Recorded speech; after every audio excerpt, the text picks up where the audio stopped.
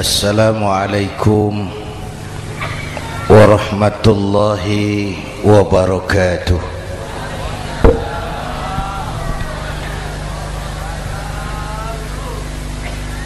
Alhamdulillahi wa kafa,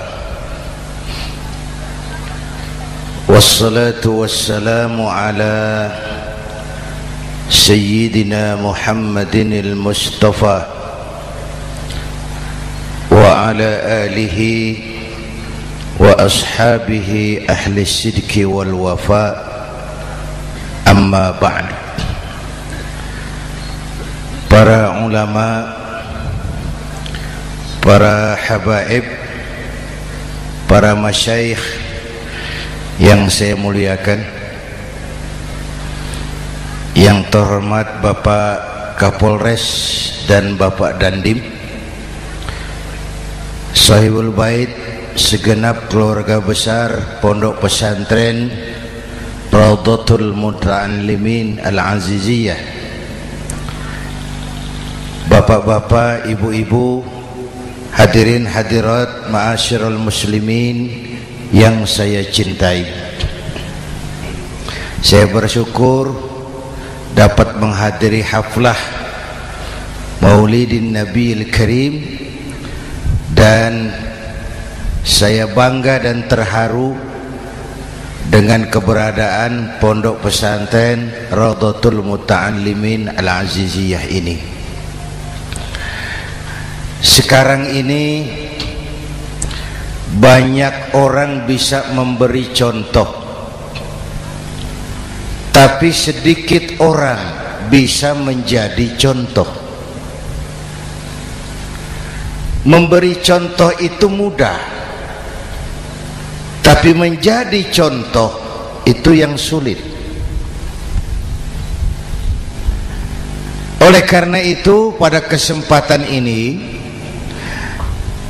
kita ingin mengambil contoh bagaimana Rasul melaksanakan perjuangan. Apa modal utamanya? Saya sampaikan 3 sajalah, mudah-mudahan selesai 10 menit. Yang pertama, modal utama perjuangan baginda Rasul adalah akhlakul karimah. Memperbaiki akhlak dengan akhlak. Oleh karena itu, Suramadu sudah selesai. Dari dan ke Madura jadi lebih mudah. Bahkan Madura akan jadi daerah industri. Tetapi yang kita ingin, Madura tetaplah Madura. Akhlak tidak boleh berubah. Zaman boleh berubah, akhlak tidak. Masa boleh berganti, tapi keyakinan tidak boleh mati. Nah, soalnya adalah kepada siapa kita harus berakhlak. Kita itu kan harus berakhlak kepada dua. Kita harus berakhlak pertama kepada Allah. Ini yang terpenting. 13 tahun Rasul berjuang di Mekah hanya memperbaiki akhlak kepada Allah, menanamkan tauhid, meluruskan akidah, membangun keyakinan. 13 tahun di Mekah itu, dengan perhitungan kalau fondasi kuat, bangunan aman.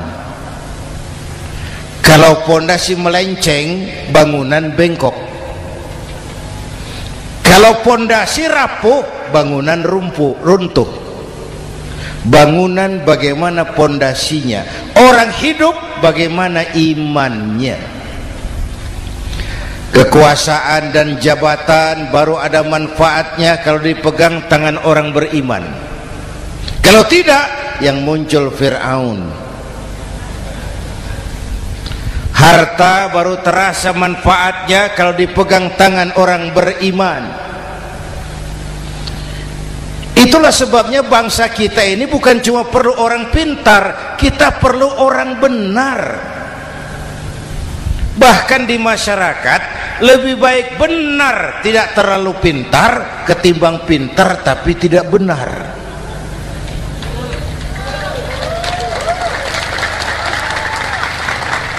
Kalau sudah pintar tidak benar, rusak rakyat itu Pak. Disuruh ngurus beras malah nimbun beras, ya. Disuruh ngurus laut jadi bajak laut. Disuruh ngurus hukum, bikin hukum seperti pisau, tajam ke bawah, tumpul ke atas. Kalau yang kecil salah, hukum cepat-cepat ditegakkan. Yang besar salah, diam pura-pura tidak mengerti. Itu yang melukai rasa keadilan.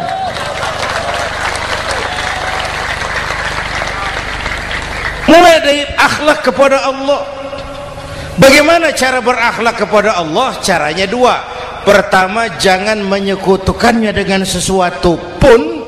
Yang kedua, jangan menyembah kecuali hanya kepadanya. Itu akhlak kepada Allah.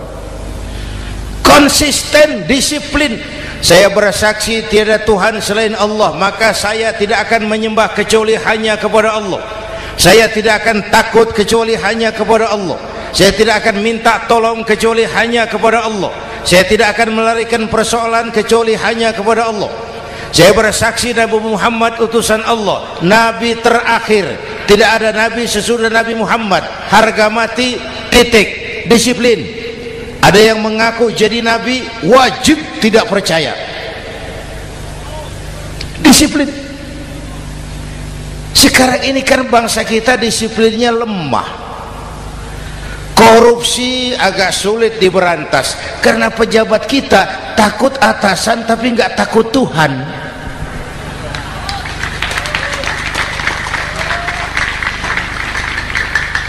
Itu sama dengan anak muda naik sepeda motor ngebut, lampu merah jalan terus, di stop sama polisi. Break. Iya Pak. Minggir. Siap. SIM ada Pak. SNK ada Pak. Tahu kau lampunya merah? Tahu Pak. Kenapa lewat terus? Saya nggak tahu, ada bapak. Itu disiplin kita. Tenang bener jawabnya, kayak orang nggak salah itu.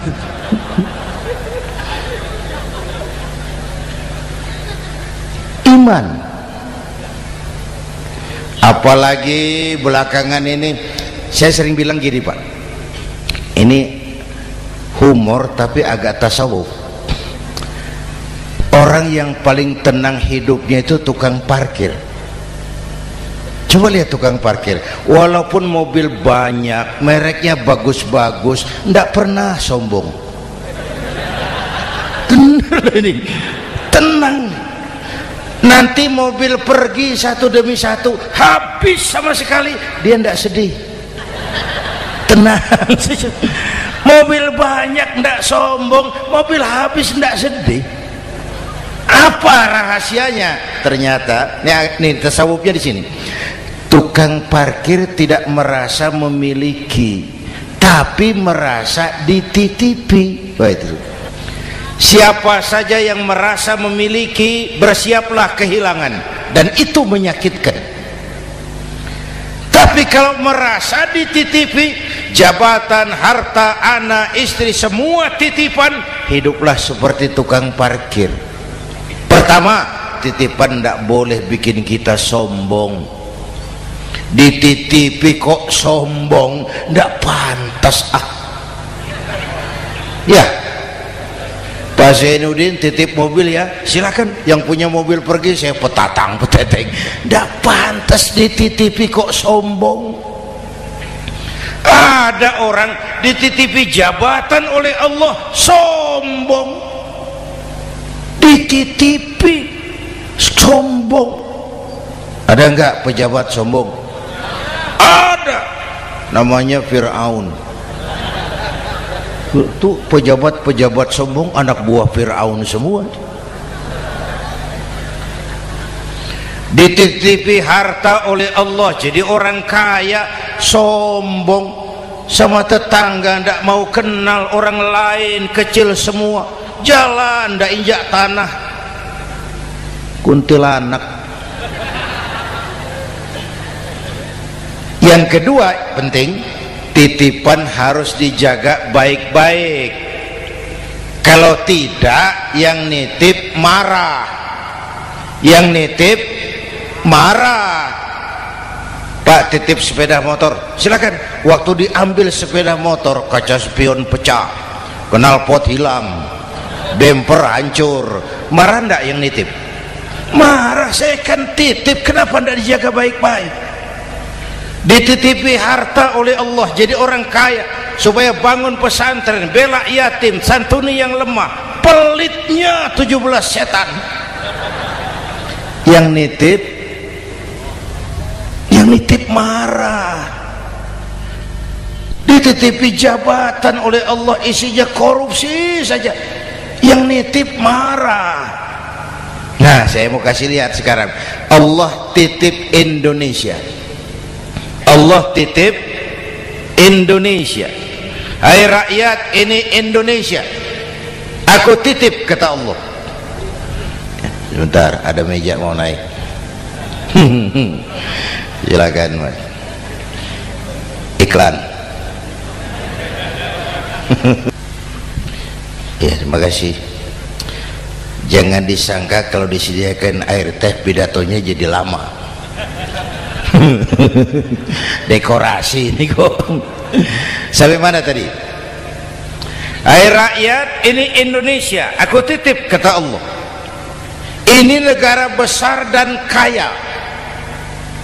Titipan ini ditebus dengan keringat, air mata, darah, dan nyawa. Ini bedanya. Malaysia memang merdeka tapi diberi Inggris. Singapura merdeka diberi Inggris. Indonesia merdeka, keringat, air mata, darah, dan nyawa. Ini negara aku titip, kata Allah. Ini negara besar dan kaya. Buminya subur. Di atas perut buminya segala tanaman hidup. Di bawah perut buminya ada gas, minyak, batu bara. Lautnya kaya, hutannya kaya. Kekayaan negeri ini harus digunakan bagi sebesar-besar kemakmuran rakyat. Itu amanat konstitusi. Disalahgunakan, dikorupsi, yang nitip marah. Yang nitip marah. Kalau dia marah, dia suruh makhluknya yang lain negur. Siapa? Merapi, Bromo, anak Krakatau. Itu Merapi demo, Pak. Kalau kita rakyat demo, anak buahnya Pak Danres turun. Tapi kalau Merapi demo, siapa yang mau ngatasi? Mbah Marijan. Selesai. Sekarang Mbah Marijan sudah kumpul sama Mbah Surip di alam barzah, dia sudah ketemu dia. Kata Mbah Surip, tenang Mbah Marijan, tak gendong, aman sudah. Aman sudah. Saya mau bilang Merapi itu makhluk, Krakatau itu makhluk, Bromo itu makhluk. Tidak mungkin makhluk bergerak dengan sendirinya, pastilah ada yang menggerakkan. Maka baik-baiklah sama yang bikin angin supaya bertiupnya sesuai keperluan. Baik-baik dengan yang bikin air supaya datangnya sesuai kebutuhan. Baik-baik sama yang bikin gunung supaya meletusnya pelan-pelan.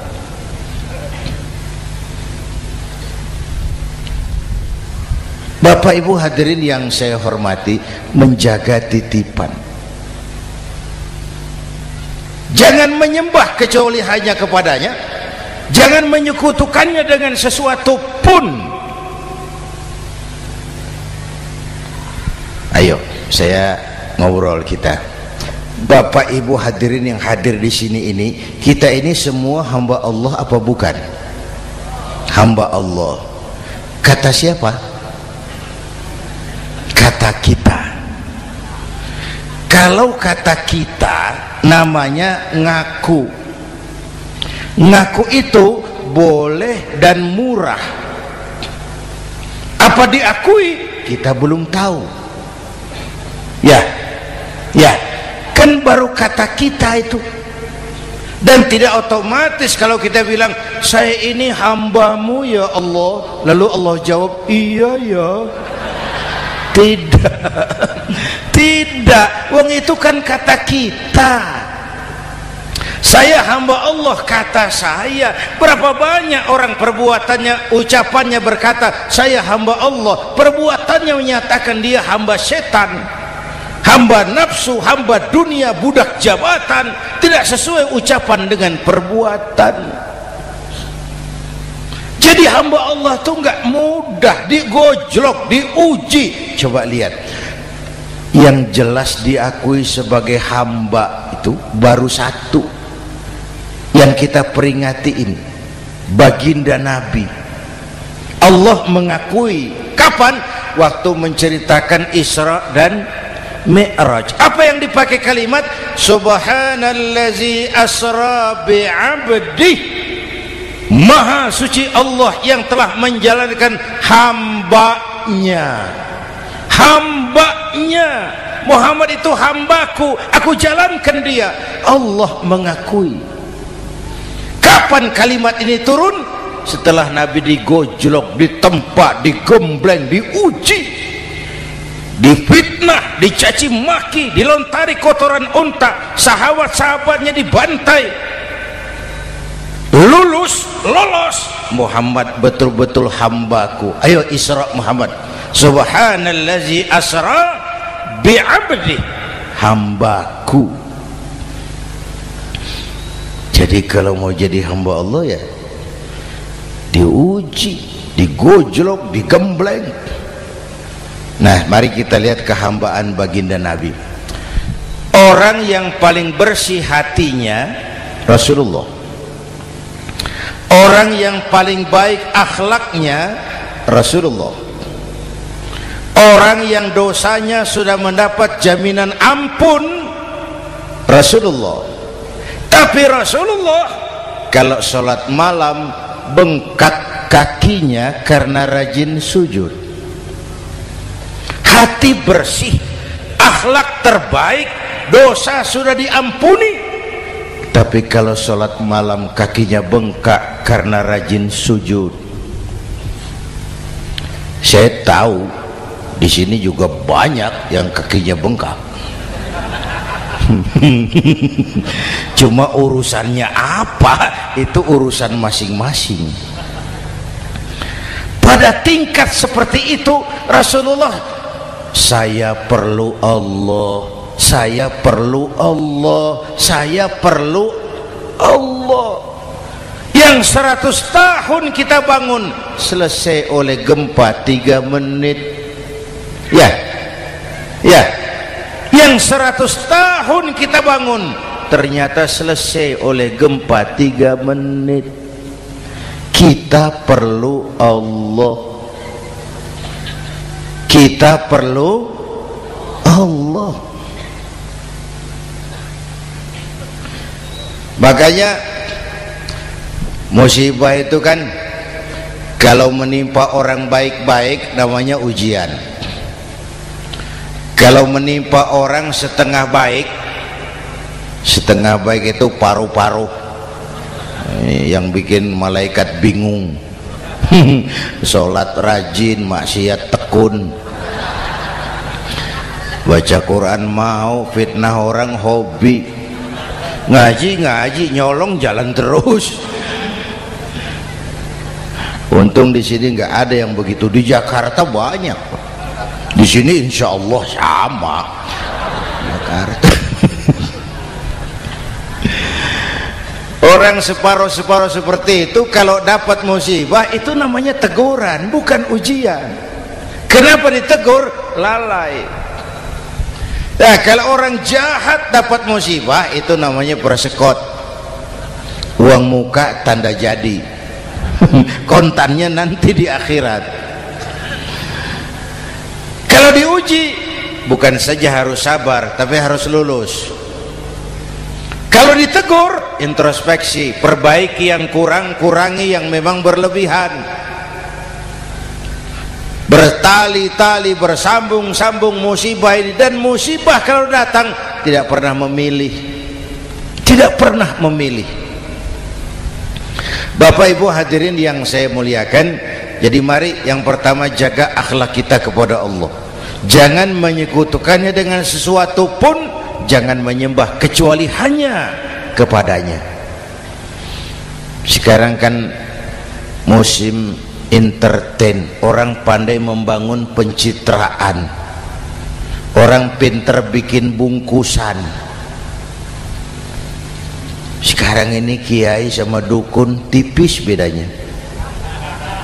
Bener Pak, pemburu hantu pakai sorban, pakai gamis, nanti kiai pakai helm. Atribut sudah kacau sekarang ini, siapa pakai apa, siapa mau jadi apa, ndak jelas. Sementara masyarakat kita memang agak kutil, kurang teliti, cepat heran, gampang kagum. Pernah terjadi suatu saat tabrakan di jalan, keras sekali, korban jatuh berlumur darah, dikerubungi orang banyak. Datang wartawan mau ambil gambar dari dekat, sulit, banyak sekali orang ngerubung. Dia cari akal, tolong saya dikasih jalan ke dekat korban. Orang menoleh semua. Saudara siapa? Saya bapaknya korban, katanya. Dia mengaku bapaknya korban. Ya orang minggir semua, minggir, ada bapaknya korban. Orang minggir semua, dia maju ke depan korban. Sampai di depan korban pucat mukanya itu wartawan. Kenapa? Yang ketabrak anak monyet, Pak. Dia sudah ngaku bapaknya korban.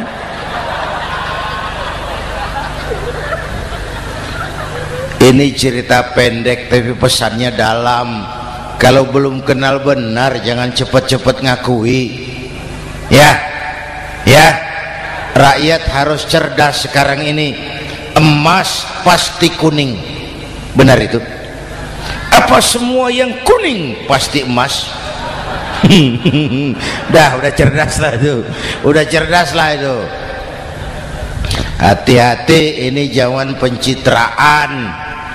Orang pandai bikin bungkusan. Oleh karena itu kita juga harus punya filter supaya tidak hanyut oleh kedangkalan-kedangkalan pencitraan itu.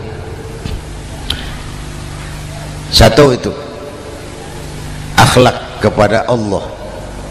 Yang kedua, kepada siapa kita berakhlak? Kepada sesama manusia. Kepada sesama manusia itu siapa? Pertama, sesama muslim. Malam ini saya hadir di sini, saya tidak merasa tamu. Saya hanya keluarga di tengah keluarganya. Bahwa saya lahir di Jakarta itu sih kebetulan. Saya enggak pesan. Yang kita tidak pesan jangan diributkan. Kita enggak pesan. Warna kulit seperti ini kita enggak pesan. Dari suku apa lahir kita enggak pesan. Potongan seperti ini kita enggak pesan. Islam membebaskan manusia dari ras diskriminasi. Pada waktu yang bersamaan Islam mengangkat harkat, derajat, martabat kaum wanita. Ini kasihan dari tadi nggak diajak ngomong nih. Pada waktu yang bersamaan Islam mengangkat harkat, derajat, martabat kaum wanita. Ibu-ibu mestinya lebih terima kasih sama Rasulullah. Sebelum Rasulullah datang, nasib perempuan menyedihkan, dilecehkan, harganya murah. Sebelum Rasulullah datang, murah. Sebelum Rasulullah datang, murah. Coba lihat wanita sebelum Islam, sedih, dilahirkan hanya untuk melahirkan, alat pemuas nafsu. Kalaupun berperan, peranannya cuma segitiga, dapur sumur kasur, kasur sumur dapur. putar-putar di situ saja.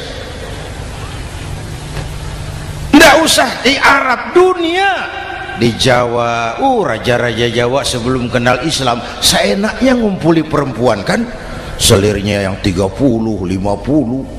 Sultan-sultan di Turki piara harem ratusan orang perempuan. Kaisar terakhir dinasti Ming Cina bangun istana 1000 kamar, istrinya 1000. Innalillahi wa inna. Itu saya coba pikir, raja kalau istrinya 1000, kapan pakai kolor itu raja?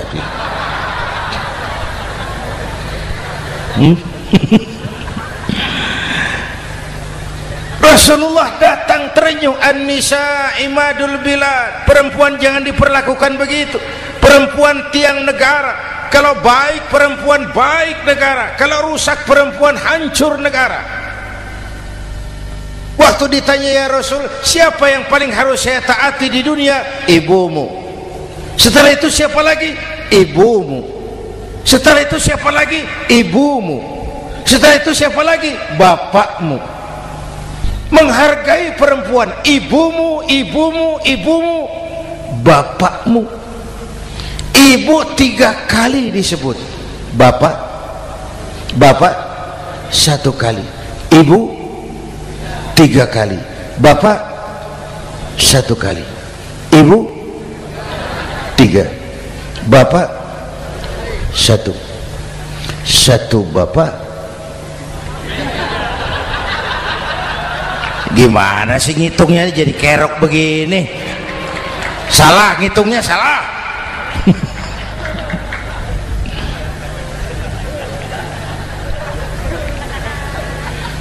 Lalu dicairkan kehidupan kemasyarakatan di masjid. Masya Allah, masjid itu pendidikan demokrasi betul. Pertama, siapapun masuk masjid copot sandal, buka sepatu. Benar itu? Ini masyarakat yang mau kita bangun.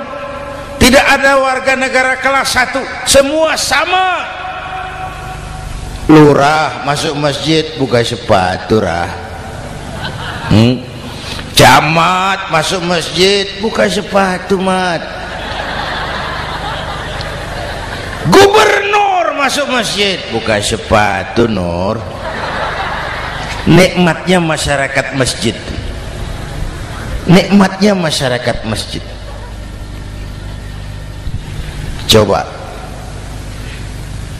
binatang saja harganya tidak sama toh. Sapi yang mahal, yang gemuk, betul? Karena harga sapi pada dagingnya. Makin gemuk sapi makin mahal harganya. Tapi ada burung perkutut lebih mahal dari sapi, padahal dagingnya sedikit, betul. Kenapa harganya lebih mahal dari sapi? Harga perkutut suaranya. Di mana harga manusia? Yang paling gemuk silahkan bersaing dengan sapi. maaf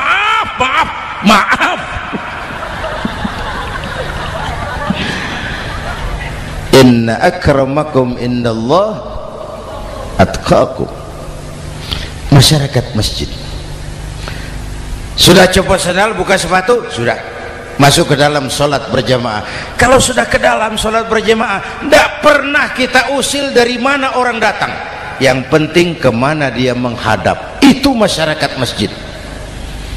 Dari mana kamu? Dari kidul, Pak, madhab ngulon. Kamu dari mana? Dari lor, Pak, madhab ngulon. Kamu dari mana? Dari kulon, madhab ngulon juga. Ini kan konsep bineka tunggal ika. Dari manapun orang datang, apapun warna kulitnya, dari suku apapun ia dilahirkan, kalau akidahnya sama, itu saudara kita. Lalu sholat berjamaah. Apa itu? Hidup bermasyarakat, berbangsa dan bernegara. Harus ada imam, harus ada makmum. Kenapa? Ini saya harus agak hati-hati, pakai sarung angin ini. Apa tadi ngomong apa saya? Sholat berjamaah, bermasyarakat, berbangsa dan bernegara. Ada imam, ada makmum. Siapa makmum? Kita ini rakyat. Siapa imam? Para pemimpin negara. Apa bedanya? Imam harus dipilih. Makmum nggak usah. Coba baca kitab fikih yang setebal apapun, nggak ada bab pemilihan makmum. Nggak usah, makmum nggak usah dipilih. Orang buta boleh jadi makmum, orang bisu boleh jadi makmum, tukang mabuk boleh jadi makmum, tapi tidak tiap orang boleh jadi imam. Imam harus dipilih. Siapa yang jadi imam?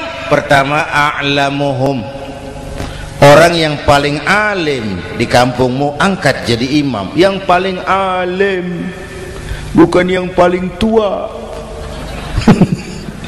Yang paling alim, tahu urusan, punya konsep, punya visi dan misi, mengerti negara ini mesti dibawa kemana, jalan keluarnya apa, angkat jadi imam. Pak, ada dua orang Pak, alimnya sama, yang mana yang dipilih? Kalau ada dua orang alimnya sama, kata Nabi, afsahuhum, yang lebih fasih lidahnya. Apa artinya fasih? Nyambung sama rakyat, tahu apa yang dimaui rakyat, nyambung. Tidak sah orang fasih bermakmum kepada imam cedal.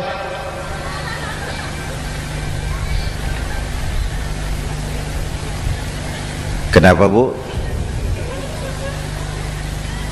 Nyambung. Capek kalau punya imam gak nyambung sama makmum. Makanya kalau sudah jadi imam, pesan Nabi apa? Idza amma ahadukumun nasa falyukhaffif. Kalau kamu jadi imam, ringankan sholat kamu, jangan terlalu panjang. Itu makmum tidak sama kekuatannya. Ada yang tua renta, diri saja sudah gemetar. Ada makmum yang punya darah tinggi, kalau sujud lama kepalanya sakit. Ada makmum yang sudah janji habis sholat mau terima uang. Jangan kalau sudah jadi imam di kota, sholat isya berjamaah, rakaat pertama selesai Fatihah, Yasin, bubar makmum itu. Jadi imam jangan terlalu lama, kayak Husni Mubarak tuh kelamaan jadi imam 30 tahun, rakyat capek.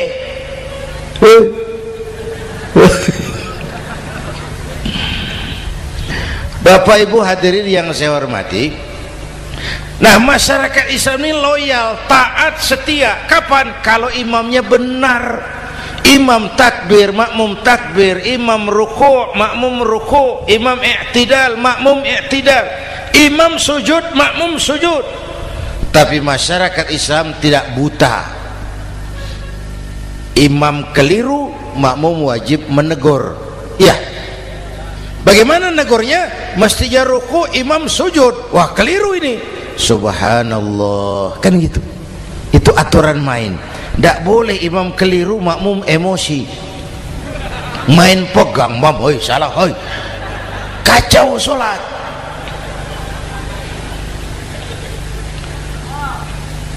Imam buang angin, apa makmum lalu berkata, demi kesetiaan saya kepada imam, imam buang angin, saya lebih keras lagi. Goblok. Iyyaka na'budu wa iyyaka nasta'in. Sampai situ imam buang angin, minggir. Tidak usah ribut. Yang di belakang satu orang maju ke depan, lanjutkan pekerjaan imam. Yang penting imam tahu diri, buang angin, minggir. Ini negara rusak karena imam sudah buang angin. Tenang aja, kayak orang nggak salah gitu loh.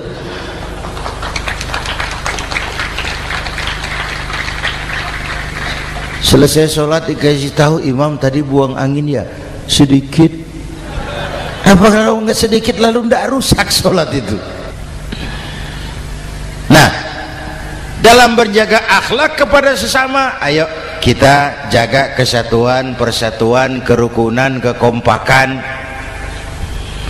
Ini pesantren Raudhatul Muta'allimin Al-Aziziyah, ini aset kita. keberadaannya, pengembangannya, kelangsungannya, bukan sekedar tanggung jawab pengurusnya, tanggung jawab kita sesuai dengan bidang dan kemampuan masing-masing. Yang punya jabatan bantu dengan wewenangnya, yang punya harta bantu dengan uangnya, yang punya tenaga bantu dengan tenaganya, yang bisa doa bantu dengan doanya, yang tidak bisa apa-apa bantu dengan diam. Diam saja lumayan loh itu membantu.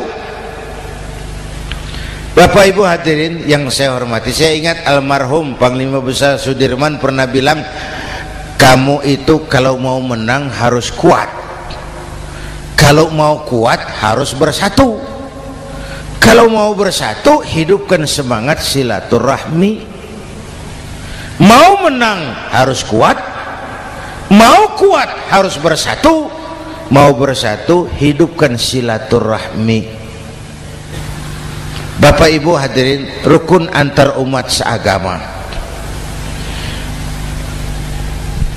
Beda pendapat boleh, marah jangan. Kalau di Jakarta kan sekarang lagi musim apa itu wahabi yang bid'ah, sedikit bid'ah itu. Saya sih bilang yang suka tahlil bagus, terusin. Yang nggak suka tahlil nggak apa-apa, tapi jangan mencaci maki yang suka tahlil. Yang mabuk masih banyak kok yang tahlil dicaci maki. Kita nih seperti orang kurang kerjaan. Waktu guru saya Hadratul Mukarram Ki Haji Dr. Idham Khalid wafat, saya ajak orang baca Fatihah. Selesai, saya lagi duduk di belakang, seorang pengusaha nemui saya, Kiai, kenapa? Saya coba ingin kepastian. Apa? Orang yang sudah mati dibacakan Fatihah itu apa pahalanya sampai? Saya bilang gini, Mas, kamu kalau nggak percaya mati aja dulu. Saya bacain Fatihah, tunggu di sono. Kalau nggak nyampe balik lagi nggak apa-apa.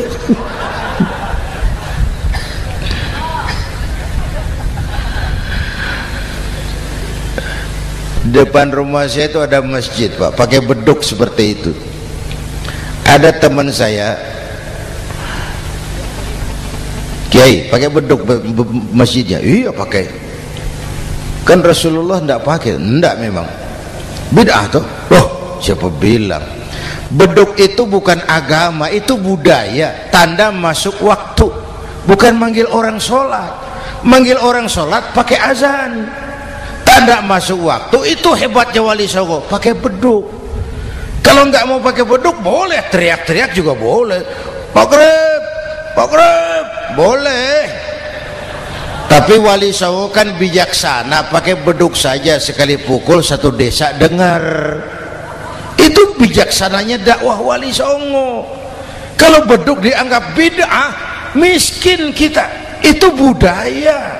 Seperti sepeda motor, itu budaya. Kalau nggak mau pakai beduk boleh, teriak-teriak juga boleh. Pogreb boleh. Tapi Wali Songo kan bijaksana, pakai beduk saja, sekali pukul satu desa dengar. Itu bijaksananya dakwah Wali Songo. Kalau beduk dianggap bid'ah, miskin kita. Itu budaya. Seperti sepeda motor, itu budaya. Kalau beduk dianggap bid'ah, sepeda motor bid'ah tuh. Rasulullah nggak pakai, jual, beliin unta.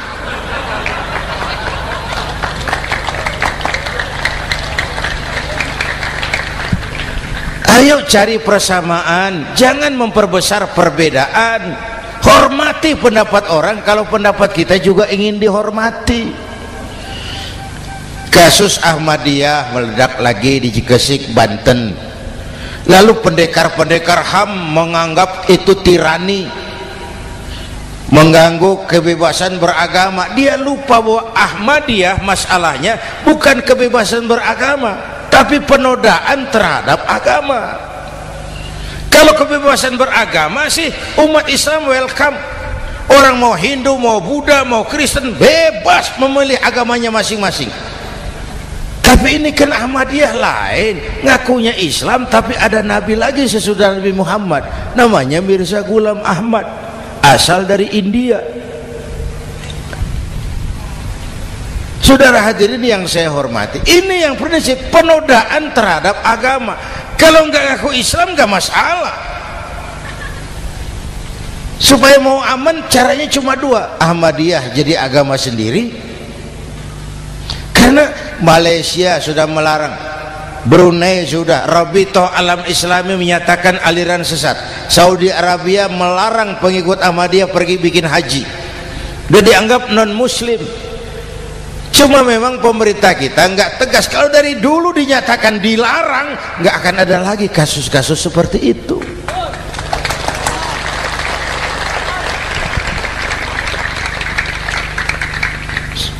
Nah, selain itu kita umat juga harus disiplin. Coba sudah berapa banyak nabi bermunculan di Indonesia. Dan Indonesia ini saya heran, Indonesia ini pasar bagus, Pak. Kalau ada nabi, ada aja pengikutnya, saya heran tuh. Indonesia ini pasar bagus. Ada Ahmad Musaddiq Al-Qiyadah, jadi nabi.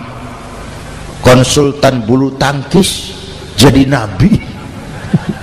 Dapat wahyunya di Bogor, ditangkap polisi 4 tahun. Muncul lagi di Bandung, namanya Sayuti, tukang cukur, ngaku dapat wahyu jadi nabi, ditangkap polisi lagi 2 tahun. Di Malang Ustadz Roy, ya sebenarnya petinju, dia masuk Islam, mu'alaf, belajar Islam tidak pakai guru, diutak-atik ayat Quran. Sholat kita harus mengerti artinya, maka sholat boleh pakai bahasa masing-masing. Ramai masjid. 2 tahun penjara. Di Jakarta muncul lagi Lia Edan, ngaku Jibril, ditangkap juga oleh polisi. Kita salut sama polisi kita lah, bukan cuma teroris, Jibril ditangkap Pak Kapolres. Saya bilang sama teman-teman polisi, untung dia ngaku Jibril, Pak. Coba kalau dia ngaku Israel, lebih gawat itu.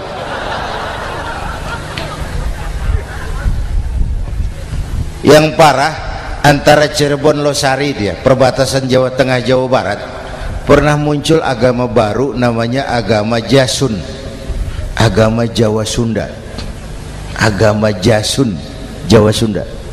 Yang jadi nabi Tugimin. La haula wala quwata. Saya bilang ini jangan jadi nabi, jadi kiai juga nggak angker ini. Al Mukarram Bapak Kiai Tugimin, nggak enak. Yang lebih ndak enak selawatannya loh itu. Kalau kita kan tadi nikmat tuh, ya Habibi ya Muhammad, nikmat rasanya itu. Coba ganti sama yang tadi, wah enggak, ya Habibi ya Tugimin, enggak enak itu, Pak. Jadi umat Islam itu sangat menghormati orang lain agama. Soal agama orang lain, lakum dinukum, awas hati-hati kalimatnya. Kita menghormati orang lain agama.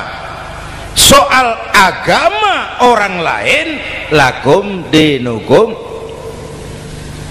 kita memang yakin cuma Islam agama yang benar, tapi bukan berarti kita boleh menghina agama orang lain. Kenapa? Kalau agama kita yang dihina, kita kan sakit hati. Orang lain sama dong.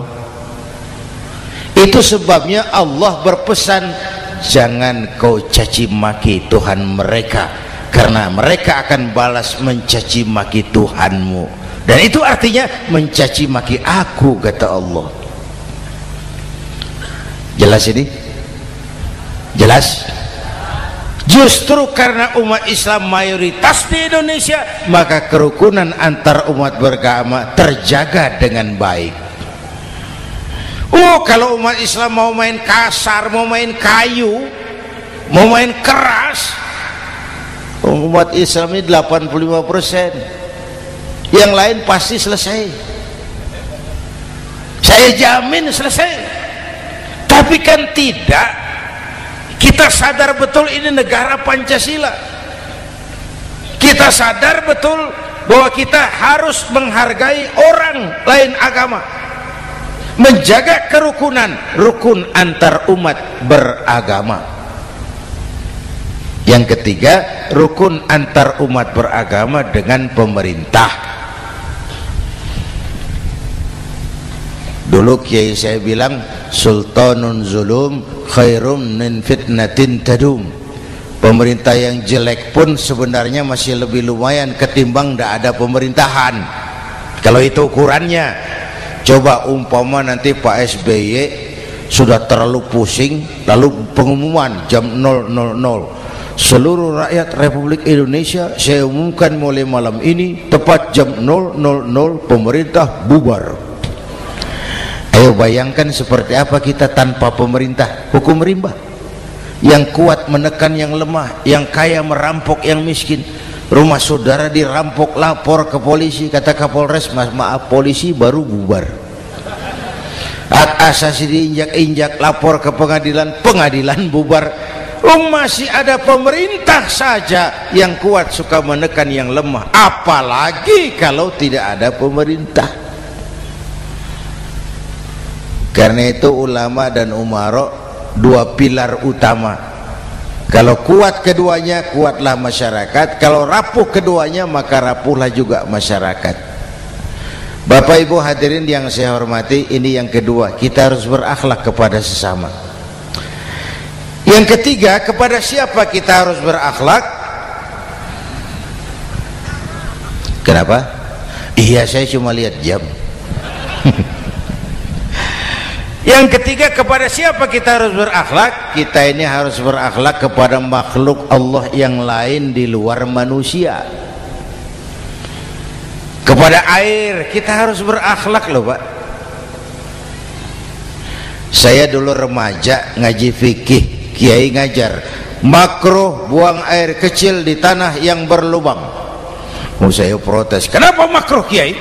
Pertama, untuk kesehatan. Siapa tahu di lubang yang kau kencingi ada gas beracun. Kalau tidak kiai, kalau tidak maka artinya kau harus melindungi binatang yang ada di dalam lubang. Siapa tahu di lubang yang kamu kencingi ada semut sedang rapat membahas masalah Mesir. Apa dosanya lalu mati dikencingi? Ini namanya rahmatan li semut. Bapak Ibu hadirin yang saya hormati, ada hadis sederhana, fa iza zabahtum fa ahsinu zibhata. Kalau kamu menyembelih hewan, sembelihlah dengan cara yang terbaik. Jangan nyembelih ayam pakai pisau tumpul, itu namanya tidak berperi kebinatangan. Kepada ayam kita berakhlak, kepada pohon kita berakhlak, kepada air kita berakhlak. Kenapa sekarang alam tidak seramah dulu? Karena kita juga tidak ramah kepada alam.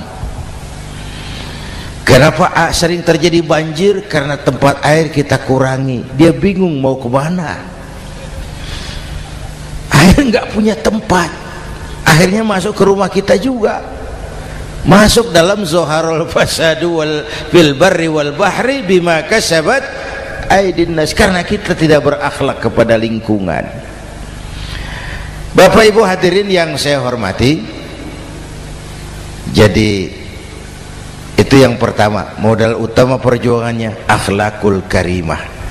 Mau sukses, utamakan akhlak. Industrialisasi boleh terjadi di Madura, jalan berhotmik licin, oke, listrik masuk desa, alhamdulillah, tapi akhlak jangan berubah, akidah jangan goyah.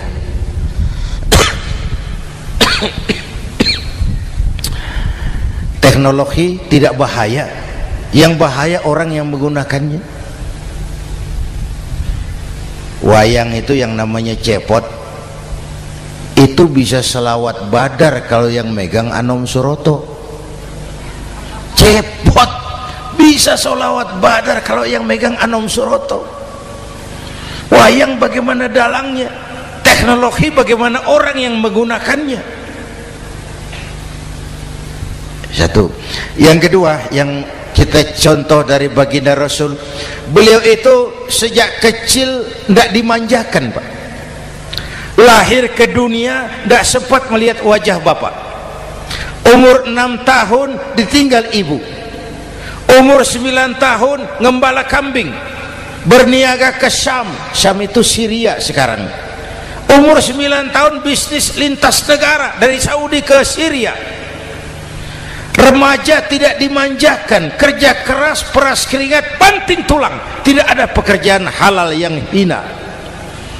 Lahir pribadi yang tegar, mental yang tahan banting, manusia yang tidak cengeng karena sejak kecil ditempa oleh kesulitan. Jadi gini, orang itu kalau biasa susah, ketemu susah, ndak kaget, Pak. Mentalnya kuat. Saya santri biasa makan kangkung, datang ke rumah teman dikasih kangkung, loh makanan saya ini, dikasih daging ayam, nambah. Orang tuh kalau biasa susah enak. Saya santri biasa tidur di masjid, disuruh nginep di hotel, pules, Pak. Tapi yang biasa tidur di hotel suruh nginep di masjid, encok. Hidup ini perjuangan, mau sukses harus berani susah. Jangan seperti dulu di cerita santri, ada santri beternak lebah, ambil madunya itu. Satu hari dia mau periksa sarang lebah, naik ke pohon pakai tangga, pakai sarung biasanya santri. Dia lupa tidak pakai celana dalam, naik pohon periksa, entah bagaimana terpegang sarang lebah itu, berhamburan lebahnya keluar, salah satu masuk ke sarungnya, tergigitlah Al-Mukarramnya itu. Dia menjerit, aduh, jatuh berguling ke bawah. Sudah lama jatuh, dia buka sarungnya, dia lihat bengkak. Karena bengkak kan jadi besar, senang juga dia. Dia berdoa, ya Allah, hilangkan sakitnya, biarlah bengkaknya. Ini kan, ini doa orang nggak konsekuen. Bengkak dan sakit itu paket. Mau bengkak ya harus berani sakit. Masa sakitnya bengkaknya mau, sakitnya nggak mau. Itu satu itu. Yang kedua, kita ini sering kalau punya cita-cita sering seperti rapat tikus. Satu hari sekelompok tikus rapat paripurna tikus untuk mengantisipasi bahaya kucing. Bagaimana supaya kucing itu jangan lagi mengganggu kita. Akhirnya ada yang mengusulkan begini, bagaimana kalau di leher kucing kita gantungkan lonceng, supaya kalau dia datang dari jauh suaranya sudah kedengaran dan kita bisa lari menyelamatkan diri. Wah, cerdas tuh. Setuju, setuju semua, setuju, bagus.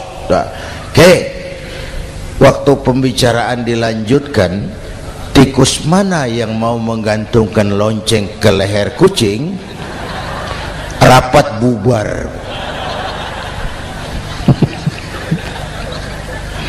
Setuju, akur, iya.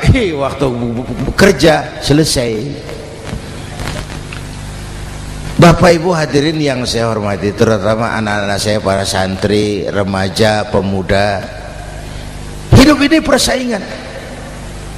Bapakmu tamat SD, nak, kau sarjana. Bapakmu cuma jadi RT, nak, kau camat. Bapakmu tukang tambal ban, kau harus punya pabrik ban. Anak saya pertama dulu, saya titip mondok di Tebu Ireng. Tahun pertama pulang saya kontrol, sini kau, apa hasilmu setahun di pesantren? dia sodorkan saya sebuah piagam penghargaan juara lomba pidato di pondoknya. Saya heran, ini anak di rumah jarang ngomong, kok bisa jadi juara pidato? Saya tanya, kamu bisa pidato, apa yang dipidatoin?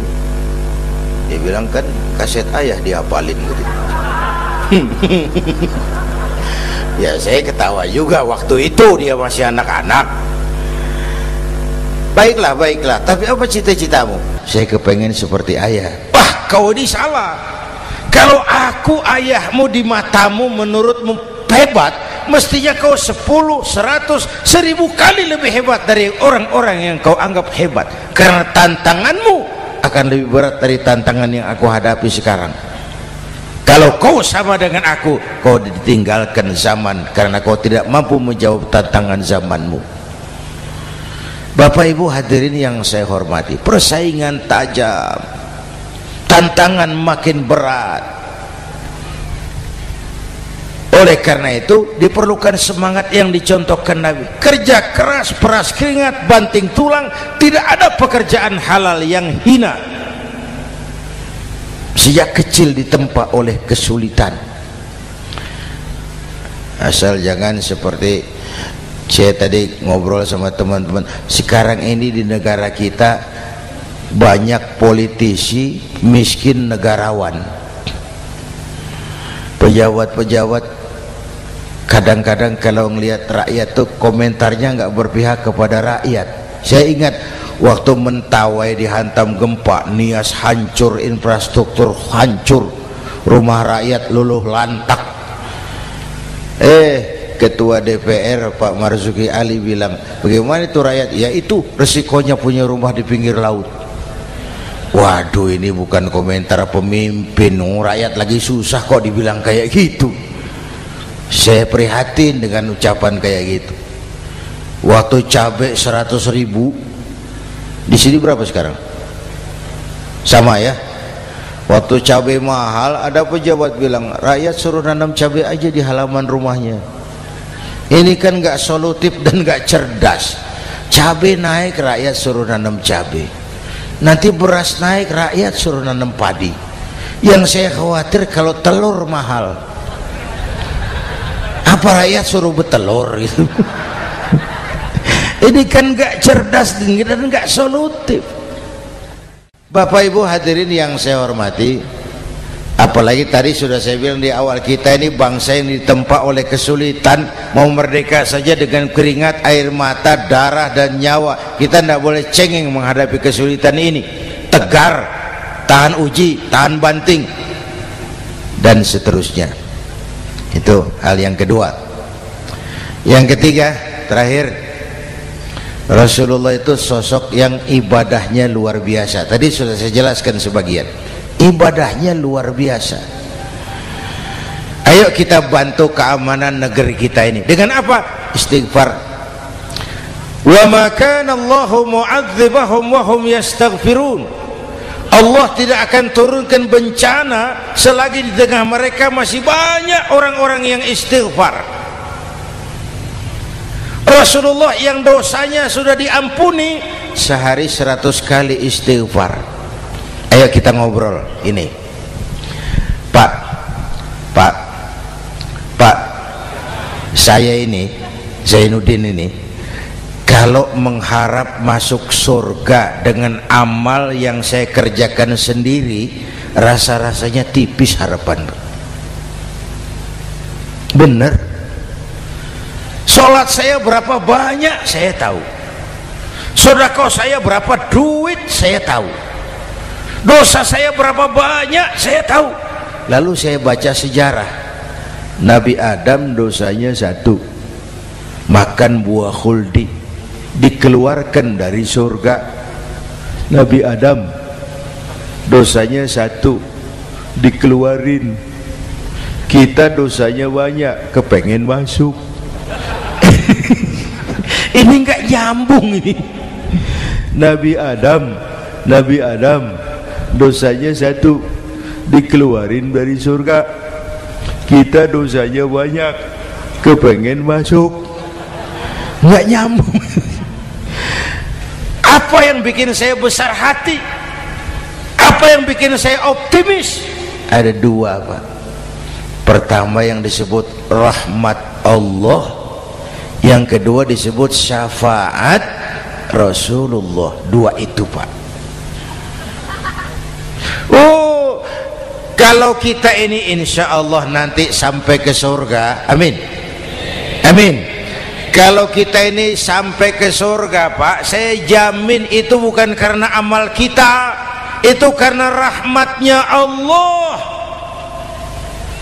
Ndaklah seberapa banyak sih amalan kita mau menggapai surga.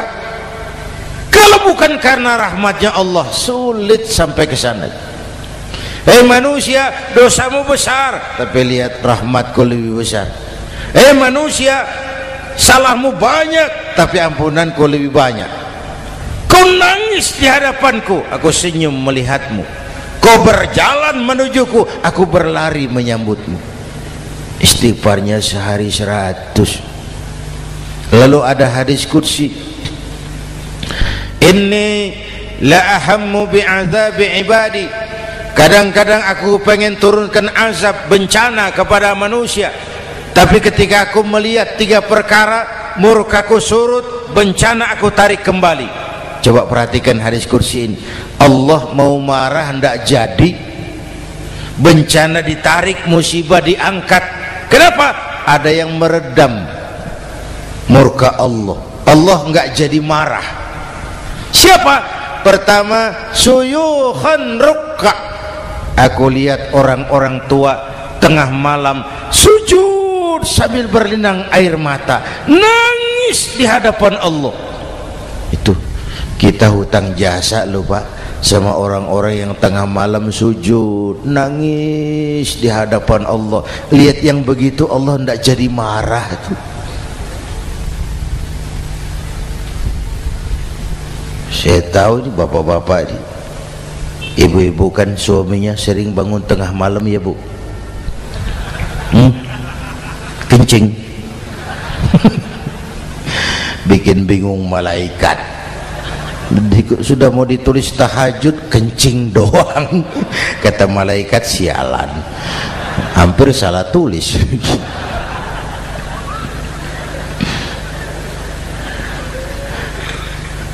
Aku lihat orang tua tengah malam sujud sambil berlinang air mata. Lalu aku lihat bayi-bayi tanpa dosa masih menyusu, sibyanan rudda. Bayi-bayi tanpa dosa masih menyusu, suci bersih, belum ternoda. Wa bahaiman rudda. Dan aku lihat binatang ternak melata mencari makan, kambing mudah cari rumput, alam terjaga keasriannya. Bagaimana bencana nggak mau nambah? Kita mengamalkan hadisnya juga terbalik. Yang diminta itu orang tua tengah malam sujud, bayi tanpa dosa nyusu.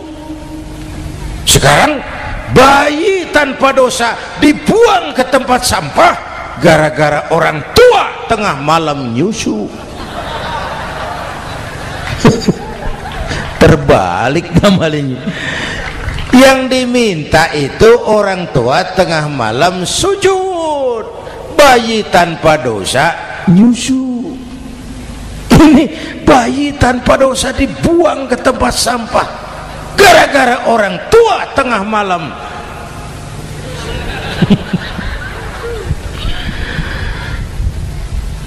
Bapak Ibu hadirin yang saya hormati, rahmat Allah kita perlu. Yang kedua, syafaat Rasulullah. Mari saya cerita syafaat sedikit.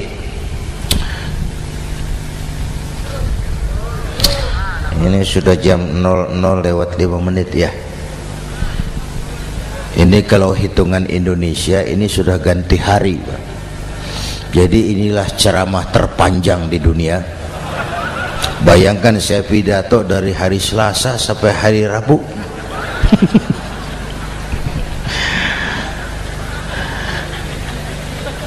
Syafaat agak saya singkat ceritanya. Nanti itu, Pak, setelah alam ini hancur sehancur-hancurnya, bumi gempa, gunung meletus, air laut tumpah ke darat, halilintar menyambar, planet-planet bertabrakan, semua yang hidup mati bareng tanpa persiapan, termasuk malaikat mati.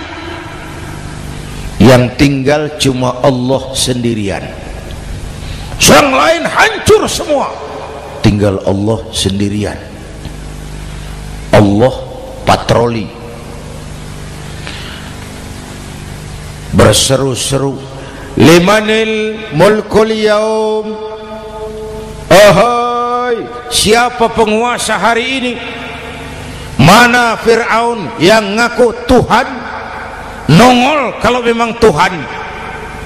Mana Abrahat, mana Namrus, mana itu Benito Mussolini, mana itu Adolf Hitler, mana itu Hosni Mubarak.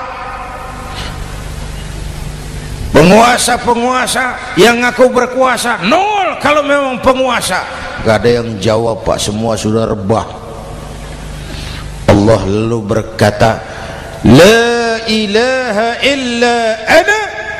Ternyata tidak ada Tuhan lain selain aku.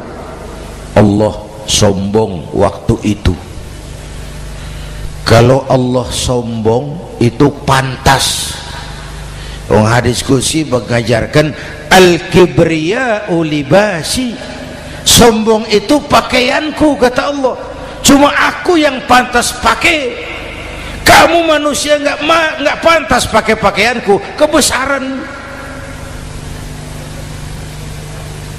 Pakaian Allah mau dipakai, sombong itu pakaian Allah, cuma Allah yang pantas pakai. Nanti itu yang pertama dihidupkan bukan kita, malaikat dihidupkan lebih dulu. Tiupan pertama, malaikat hidup semua, diatur panitia akhirat. Yang nyambut tamu siapa, yang pimpin marawis siapa, Malik siap, sediakan neraka, aku mau bakar itu bajingan tengik yang waktu di dunia nggak mau sujud, jauh dari ulama, tinggal di masyarakat jadi biang kerok, sama yatim kejam.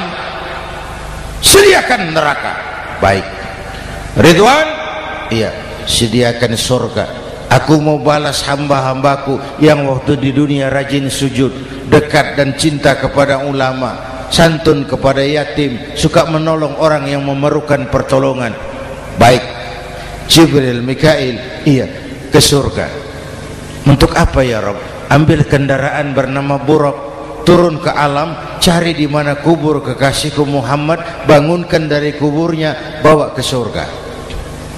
Turun Jibril dan Mikail, cari kubur Nabi. Wong alam sudah hancur-hancuran, jangan cari kuburan, cari bangkalan aja nggak ketemu. Bingung dua-dua. Jibril, sebelah mana kubur Nabi? Nggak tahu Mikail. Lalu dua-duanya sujud mohon pertolongan Allah. Dengan izin Allah terbuka kubur Nabi. Allahumma sholli alaihi wa ala alihi. Bangun dari tidur seperti orang bangun dari kubur seperti orang bangun tidur. Nabi mengusap mata, menoleh ke kanan Jibril, menoleh ke kiri Mikail, lalu tanya, ayu yaumin hadza ya Jibril, ini hari apa Jibril, ini hari apa? Hadza ma wa'ada ar-Rahman, ini hari yang dijanjikan Allah Muhammad, ini kiamat. Kiamat Jibril, kiamat. Jibril, kalau memang ini hari kiamat, aina ummati, umat saya mana Jibril, umat saya mana? Allah karim, belum pernah saya lihat di dunia ada satu pemimpin yang begini besar cintanya kepada umatnya seperti baginda Rasul. Dari dunia sampai akhirat beliau cinta kita, dari dunia sampai akhirat beliau bela kita. Bangun dari kubur, tahu hari sudah kiamat, yang pertama ditanya, aina ummati, umat saya mana Jibril? Kita yang ditanya. Kalau saya yang pertama dibangkitkan dari kubur, lain pertanyaannya. Ini hari apa Jibril? Kiamat Zainuddin. Oh, bini saya mana Jibril? Nabi enggak tanya Khadijah wala Fatimah wala Aisyah, aina ummati, umat saya mana Jibril? Umatmu? Iya, kau manusia pertama yang dibangunkan dari kubur, yang lain masih dikubur. Oh, lalu kita ke surga Muhammad, perintah Allah, perintah Allah. Sampai di surga seperti orang tidak betah Nabi itu, resah, gelisah, mondar mandir, mukanya murung. Yang punya surga kan negur, Muhammad, labbaik ya Rabb. Tidak enak di surga ya? Enak. Kok kamu seperti orang nggak kerasan gitu loh, resah, gelisah? Kenapa? Saya teringat umat saya ya Allah. Umat saya bagaimana nasibnya?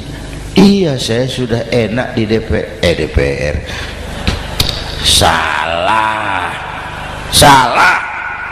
Saya sudah enak di surga, gaji cukup, kursi empuk, dapat mobil dinas.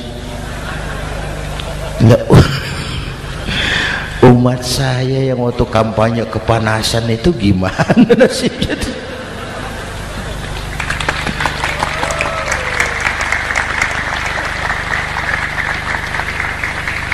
Makanya dulu di Senayan, di depan kantor DPR tuh banyak tukang kaca jualan di situ. Saya bilang ini tukang kaca pintar dagangnya di situ. Pas, maksudnya supaya yang mau berkantor di situ ngaca dulu. Ya, wakil lurah pasti tidak lebih tinggi dari lurahnya. Wakil camat tidak lebih tinggi dari camatnya. Ini kenapa wakil rakyat kok selalu lebih tinggi dari rakyatnya?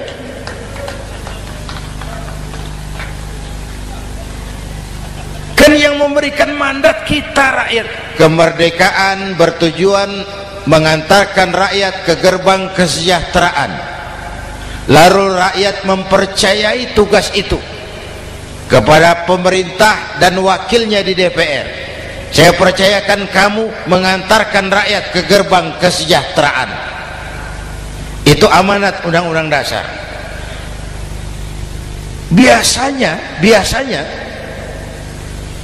yang diantarkan sampainya lebih dulu, biasanya yang diantar sampai lebih dulu, yang mengantar nyusul, namanya ngantar belakangan. Ini lebih cepat wakil rakyatnya makmur daripada rakyatnya. Yang mau ngantar makmurnya lebih dulu dari yang mau diantar. Yang diantar kelelerahan di jalanan, yang mengantar udah sampai. Jadi bagaimana Muhammad? Saya minta izin mau keluar, tengok saya punya umat. Oke, saya potong ceritanya. Saat manusia dibangkitkan dari kuburnya masing-masing, Masya Allah, Masya Allah, saya nggak sanggup bayangkan jumlah manusia yang hidup di muka bumi sekarang kan 6 miliar. Cina berdua, India 2,5 miliar. Cina 1,5 miliar, India 1 miliar rakyatnya. Berdua sudah 2,5 miliar. Itu kalau kencing bareng banjir besar. Bayangkan manusia dari awal sampai akhir berapa puluh miliar kumpul di padang mahsyar. Subhanallah. Sibuk, panik, bingung mau disidang di hadapan Allah. Sebagian kumpul di pojokan berunding, kita mau disidangi. Terus ayolah kita cari bantuan. Kemana? Adnan Buyung. Begini. Kita ini kan anak cucu Nabi Adam. Pantas dong kita minta tolong sama beliau. Yuk, setuju. Berangkat cari Nabi Adam. Ya Adam, anta abal bashar. Adam, tuan datuknya manusia. Kami cucu kamu, anak turunan kamu mau disidang. Tolong kami Adam, tolong. Kata Nabi Adam, Quraisy mas, rombongan Jawa aku naik mumet lagi sama Nabi Nuh saja. Nuh bilang tidak bisa, saya juga punya masalah, pernah minta obat ditenggelamkan. Ibrahim barangkali, semua Nabi hand up, angkat tangan. Dikala itu yauma la yanfa'u malun wala banun, di mana harta tidak ada lagi artinya, anak-anak tak jadi beban, tiap orang sibuk dengan urusannya sendiri-sendiri. Saat itu ada satu pemimpin, Allahumma salli alaihi wa ala alihi, diizinkan Allah. Dikala semua nabi yang lain angkat tangan hand up, beliau malah ummati ana laha, ta'ali ummati, ta'ali ummati, umatku sini, umatku sini. Beliau memanggil-manggil umatnya. Yang bagaimana yang dipanggil? Ada hadis, inna ummati ya'tuna yaumal qiyamah ghurran muhajjalin min atharil wudu. Umatku besok di akhirat datang menghadap Allah dengan muka bersinar-sinar karena sering wudu. Sering wudu kan sering sujud. Masa cuma wudu tapi enggak sujud? Itu nanti ndak usah mengaku Rasul yang panggil, sini umatku. Tapi kalau muka enggak pernah wudu, enggak pernah sujud, merangkak di depan Nabi, saya umatmu ya Rasul. Kata Nabi, umat saya enggak ada yang kumal gini. Dikala itu beliau berkenan memberikan syafaat. Syafaat itu saudara-saudara, saya pakai sarung, sobek sedikit, syafaat itu nambeli itu loh. Salat saya kurang sedikit, sedekah saya campur riak sedikit, puasa saya tidak ikhlas sedikit, ditutup dengan syafaat. Saya mau dagang, perlu modal 20 juta, saya punya uang 15 juta, yang 5 juta syafaat. Jadi harus ada modal. Kalau sholat tidak pernah, sedekah tidak pernah, lalu syafaatnya dari mana? Yang dapat tambelan itu yang punya sarung bolong, punya sarung sobek, ditambal dengan syafaat. Lah kalau tidak ada sarung, apa yang mau ditambal? Ya. Nah, mudah-mudahan kita semua mendapat rahmat Allah dan mendapat syafaatnya Rasulullah Sallallahu Alaihi Wasallam. Bapak Ibu hadirin, sudah 7:30 lewat 4 jam. Saya pun kangen, tapi hari sudah larut. Insya Allah lain kesempatan kita jumpa lagi. Terima kasih kepada Al-Mukarramun, para ulama, para habaib, pengasuh pesantren Raudhatul Muta'allimin Al-Aziziyah, dan semua yang hadir. Mudah-mudahan yang saya sampaikan ada manfaatnya. Usikum wa iyaya bitaqwallah. Aqulu qawli hadza fa astaghfirullahal azim li wa lakum. Wassalamu alaikum warahmatullahi wabarakatuh.